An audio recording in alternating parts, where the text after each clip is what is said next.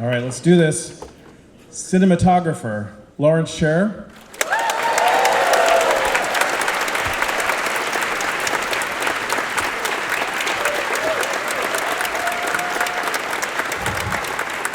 Production designer, Mark Friedberg.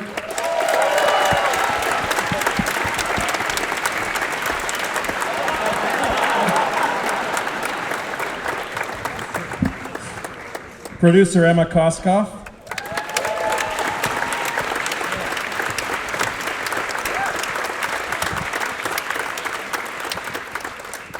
Filmmaker, Todd Phillips.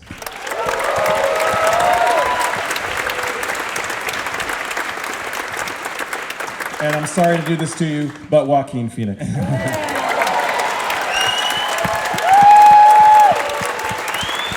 Hi, Larry. How you doing? How are you? It's good to see you. I'm doing well. Thanks for everything. Really good to see you. Yeah. Yeah. We haven't seen each other in a while. Thank God. Except for last night. Congratulations. Great start. Great start. Great films spark conversations. For Todd, for Emma, for Joaquin. Back when you first started talking about this movie, did you imagine the response to this film would be? I mean, it's a complicated movie, and I said it before, I think it's okay that it's complicated. I didn't imagine the level of discourse that it sort of reached in the world, honestly. I think it's interesting, and I think it's okay that that it sparks conversations and that there are debates around it. My thing has always been, you know, the film is the statement, and it's great to talk about it, but it's much more helpful if you've seen it, you know, and so much.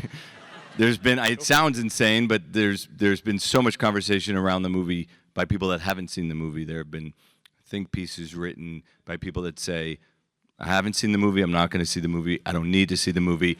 And then they write 2 pages about the movie, and you're like, okay. So that I didn't expect, you know, but you know, I don't know that it's hurt the movie, and probably has helped, and it's good to have people talking, but I didn't, to answer your question simply, no, I didn't expect that, yeah. See the movie and then...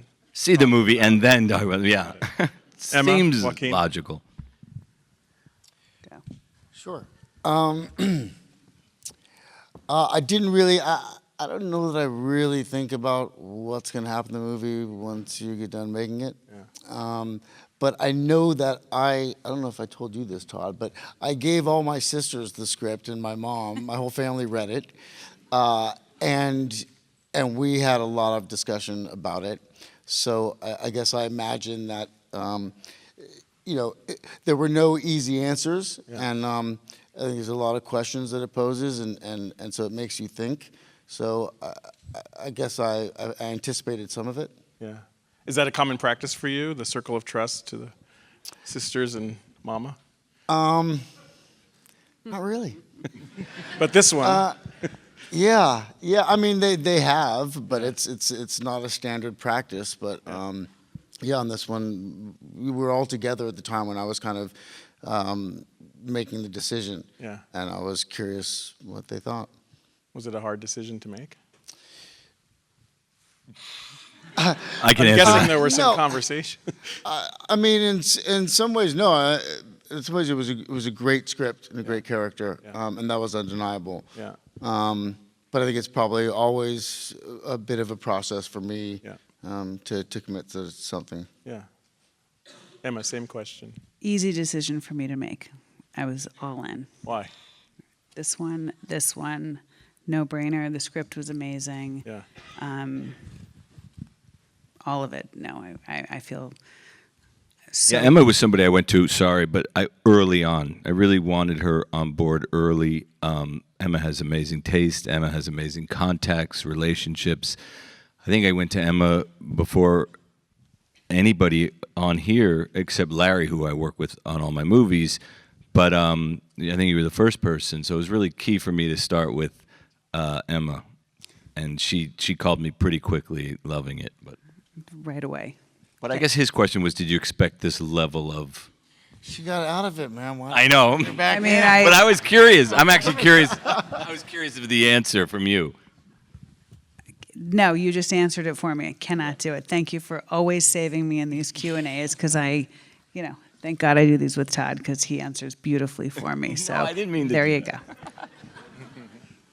We're here at the New York Film Festival. Todd, what are some of the films and who are some of the filmmakers that inspire you or have inspired you over the years, over the course of your career?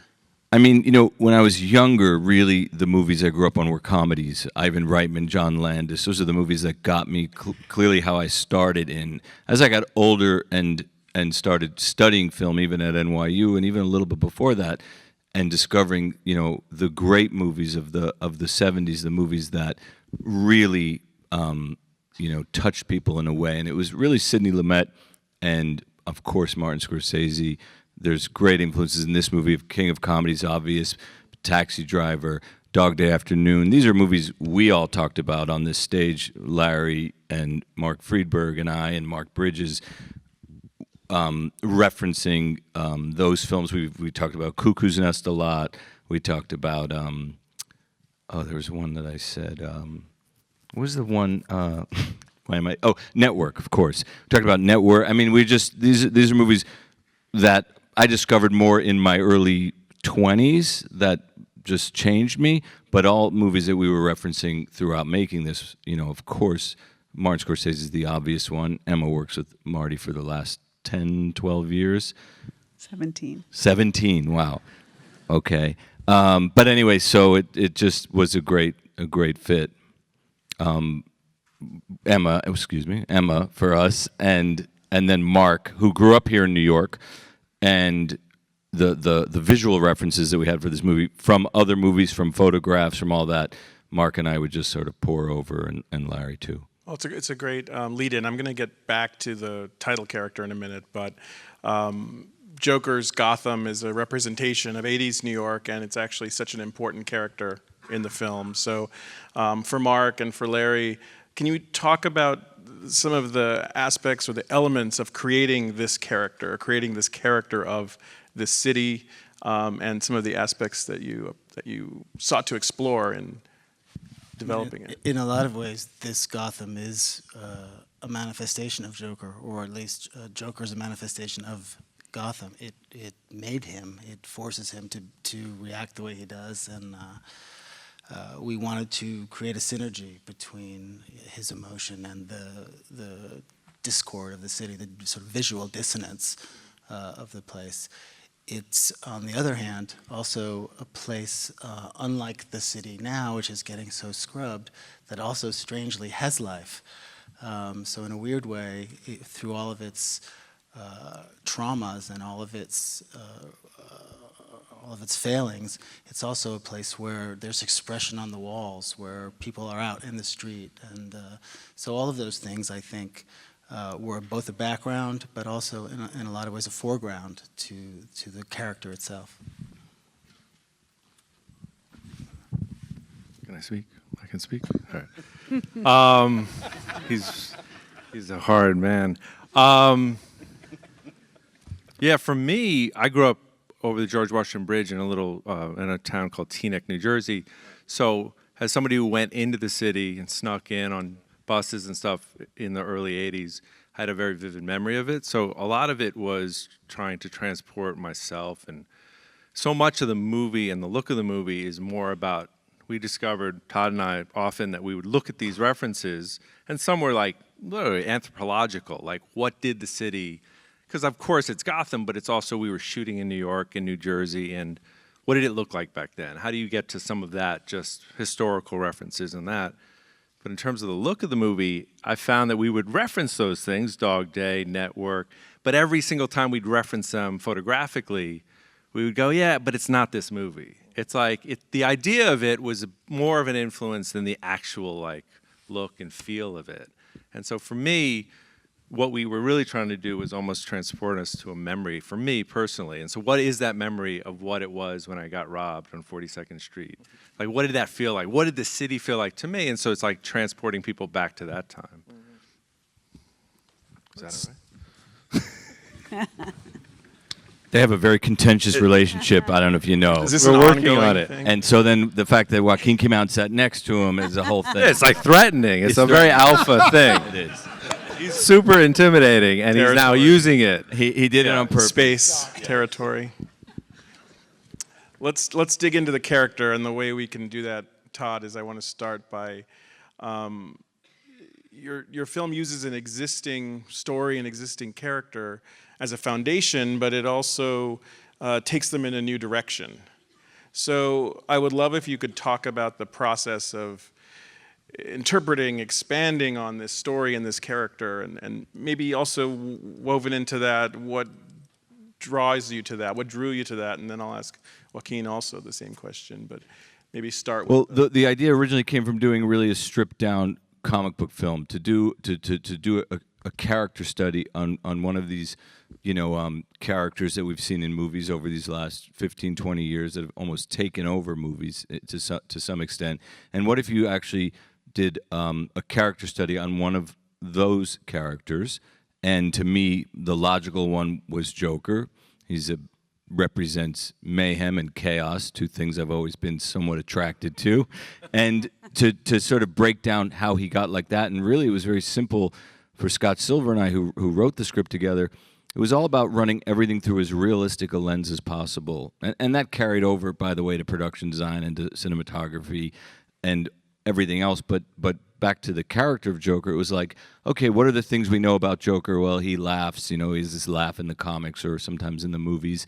How would he have gotten that laugh? Why is his skin white? He has green hair. Well, in the comics, he fell into a vat of acid. That didn't feel like that would happen in the real world if you felt, so we go, well, what if he's a clown and he wants to, so everything was just about taking the character that we knew and running it through as realistic a lens as possible. And it was actually a fun kind of backwards engineering project for us when we were writing it. Giving him this affliction for the laughter, or giving him, the clown, or there was a lot of things that informed him, but ultimately there's childhood trauma, which is not necessarily a new idea. There's a lack of love, which is not a new idea. There's Gotham, which represents this sort of loss of empathy. All these things that kind of, to us, would sort of build this character. I mean, really, Joaquin, really the same question, but from your perspective.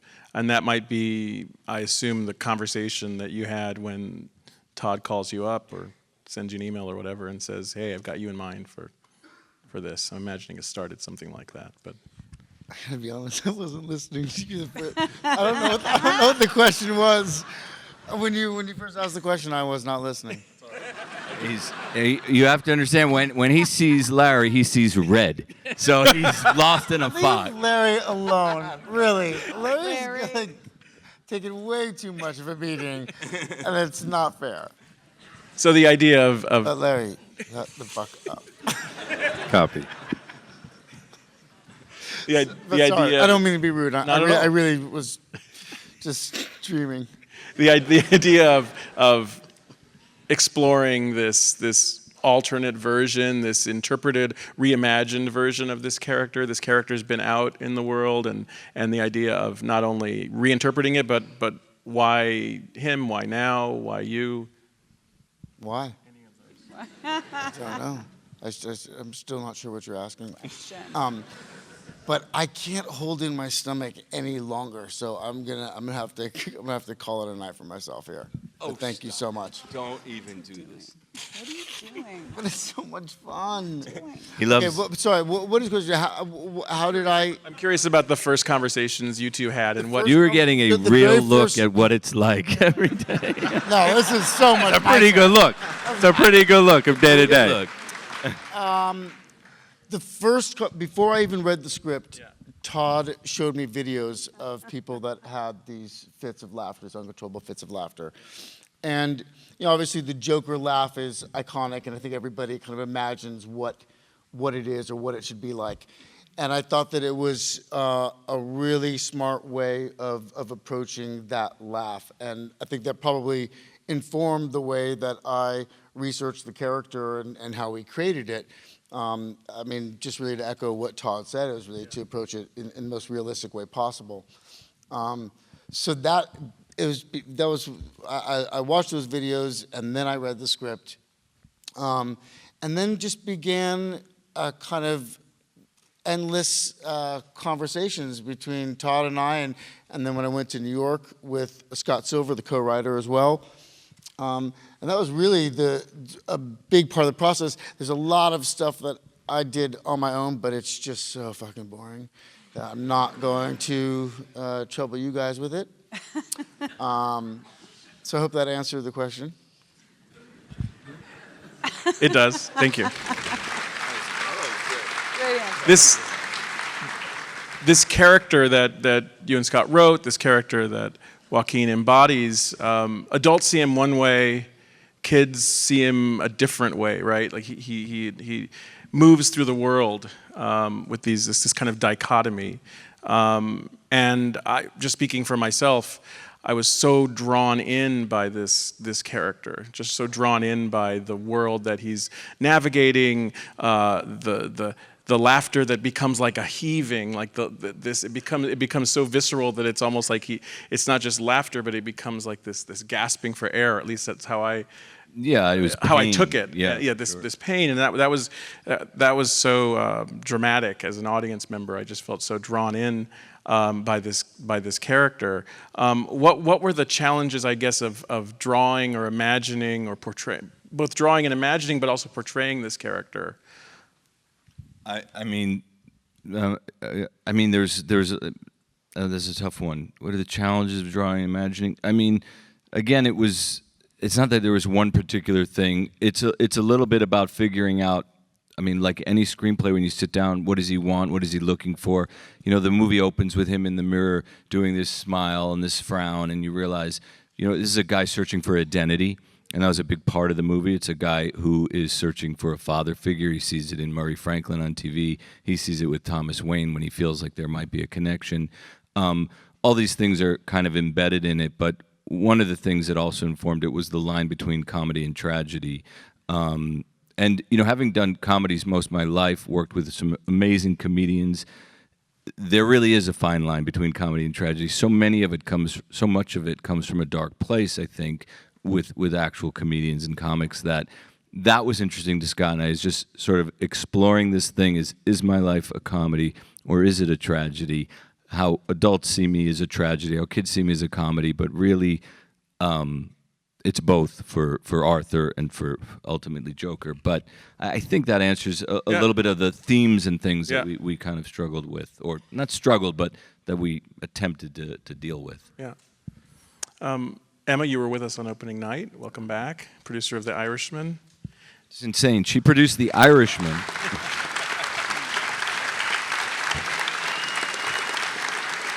It's crazy. She produced The Irishman and produced The Joker in the same year. It's amazing. It's amazing. I don't know. Tell us about shooting in New York. Shooting in New York, wow, the best city in the world to shoot in. I had the best crew. A lot of you are in here, I believe. A lot of you supported Todd and Joaquin and I and Mark and Larry. Hard city to shoot in, both very difficult movies to accomplish, but so proud of both of them. I don't know what to say, Eugene. I love them both. I'm so torn between the two of them. I love you, and I love them both. He wasn't asking you to choose. I know. I'm just saying. I'm so proud to be here, and so this movie. I don't know. New York, the best city to shoot in, the best city to work in, the best crew. Todd, I love you. Joaquin, Larry, Mark. But amazing. I'll say just quickly about Emma is. God. No, but she's just a bit of a gangster in New York, and she doesn't like to speak about herself. But No, I don't. The crew that's here knows she's respected in a way by the people you have to make deals with, whether it's the MTA or the closing down the street with the cops of that street. Emma just has the best relationships, not to mention the crew she works with, obviously granted through Marty. It's just the A-plus crew in New York. So we had all the best people working on this film thanks to Emma's relationship. So And True that. just to put it on the record, I mean, you were shooting in a variety of places outside of New York. But when you were in New York, where were you shooting? Help us draw a picture of where you were. My God, Mark, where you weren't wanna we? tell? Yeah, exactly. Mark knows. I don't remember. I mean, we shot in the Bronx. Yeah. We Sure, the Yeah. Bronx. Sorry. Yeah, we actually looked a long time to try to figure out Arthur's neighborhood. You started in the South Bronx. We went through every borough, every bad neighborhood, and we ended up back on those stairs in the South Bronx. We shot Ha-Ha's in Harlem, up near the West Side Highway. We shot in Chinatown. We built a lot on our stage. Gotham Square was in Newark, which ironically gave us our best vision of that part of New York. It's the last bit of it that's left. So. Mark, can you talk a bit more about just the components of designing this world, whether on location or whether interior, just some of the elements and the aspects that you were kind of most focused on? Well, one of the challenges for me was that I'm not a comic person, and I'm a cinema person, and that's ironically what was my hesitation about joining the team initially, just because it was called Joker, and I had done a Spider-Man, and it wasn't really for me. And when I finally cracked the Read that script. yeah, by the end of, I think before I even finished, I had the phone out, and it's very much about this place in a way that I understand, the place that I was formed in a lot of ways. The part of the rubble of the city is what I grew out of. I don't know how I would do in this version of it. My son is here today. We can ask him. But it was about, I think in the very first page you write the stakes are real, and that was for me a key, trying to find a version of that city. It's ironic because when you actually look at the pictures of that time, they don't look real. We don't remember what New York looked like back then. There was garbage on the street. There was graffiti on every wall. The trains, you couldn't even find the doors on. So it was about trying to find a style that wasn't stylized.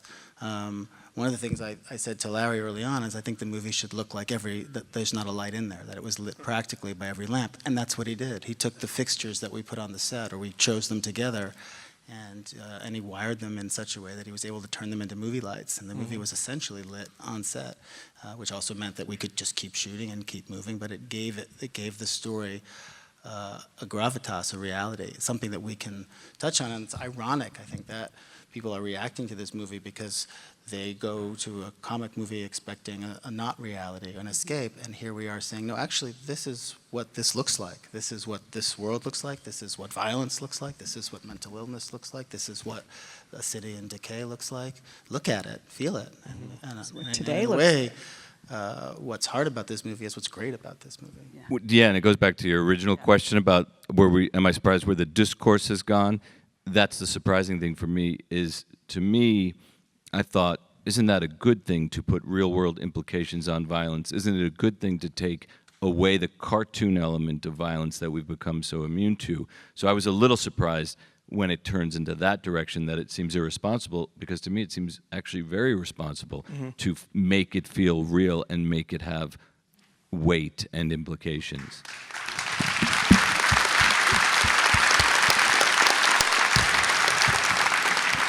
And we're just about to wrap up, but kind of a similar question for Larry, because I want to make sure we look at kind of the other part of that, and Larry, maybe we could talk about how you arrived at the look of the film, the conversations that you and Todd had about that. It's a process. It's a process, and it keeps moving more than any movie. And I've done 6 movies with Todd over 10 years.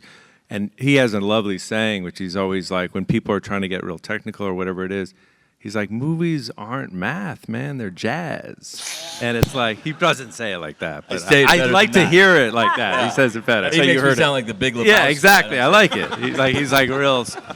But and I think this movie, in the most exciting way, the look is part of the look is this improvisational thing, and I think it's actually a question I have for Todd and Joaquin, because I'm curious, because obviously I've worked with Todd so long, and I know about this thing that he does wonderfully, which is like tons of preparation. Yeah. We think about things, we plan things out, and then we throw it all out. And so because of that, all the preparation is still in there. The idea, we had this whole thing about shadows that Todd said is like, if you think about the character as, we all have our shadows, and what if your shadow was actually the real part of you? and you're like the guy standing next to the shadow is the fake you. The real guy is this dark thing underneath you. So we tried playing with stuff like that, but the most fun thing about making this movie, and the most exciting and scary and torturous at times, was the fluidity at which we made the movie, which was, it was constantly being made and evolving as we made it in real time. And that went from photographing scenes where we'd walk in and they'd go, screw what we even talked about, wrote about, we got a new idea, let's just try it. And that was so fun and really exciting. My question for you two guys, and this is genuine, really is, which is, you shoot a movie out of order. Be careful. Yeah. Right? You shoot a movie out of order. It's the nature of it. You could shoot a movie in order, but in this case, Arthur and Joker are so different, obviously, and in building a character. We, on this movie, for various reasons, like most movies, did a little bit of both early in the movie. And it helped inform both characters, right? And you had to think about Arthur somewhat differently, having then become Joker for a week or two.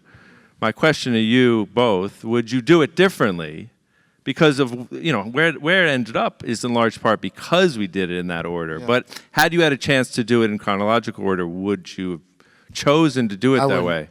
I would. I remember when we went in for an early makeup test, and I was under the impression that we were going to shoot in order, and Todd said, no, it's absolutely impossible. I said, well, no, we got to figure out a way, because I'm not Joker till the end, and I think that it's wrong to. I don't think I can do that.